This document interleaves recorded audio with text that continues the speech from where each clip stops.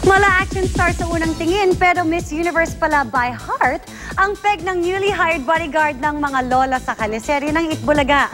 Kilalanin pa natin si Rogelia sa chika ni Katatibayan.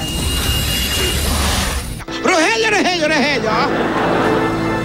Move over mga Rogelio dahil may bago ng bodyguard si Lola ni Dora.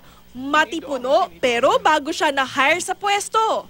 Malalaman natin kung marunong ka magserbisyo. Dahil kami rito, inaasikaso namin lahat. Hala, napatili! Ang totoo po talaga, kailangan ko lang po ng trabaho, pambili ng gown. Sasali po talaga ako ng Miss Universe. Ang brusko palang bodyguard, abay mala beauty queen sa pagrampa.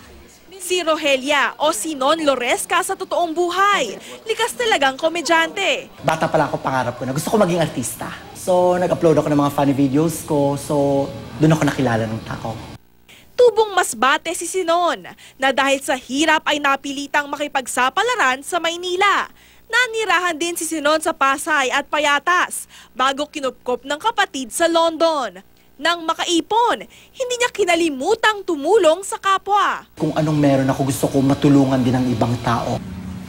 Kung may kapupulutan daw na aral sa kanyang buhay, ito'y ang pagiging positibo sa kabila ng mga pagsubok sa buhay. Sobrang saya po namin minsan pag nakakakita kami mga funny video, nakakatanggal ng stress.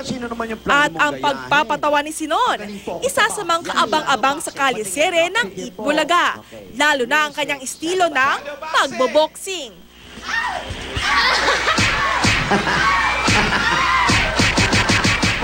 Be happy, be true to yourself. Katatibayan updated sa Showbiz Happenings.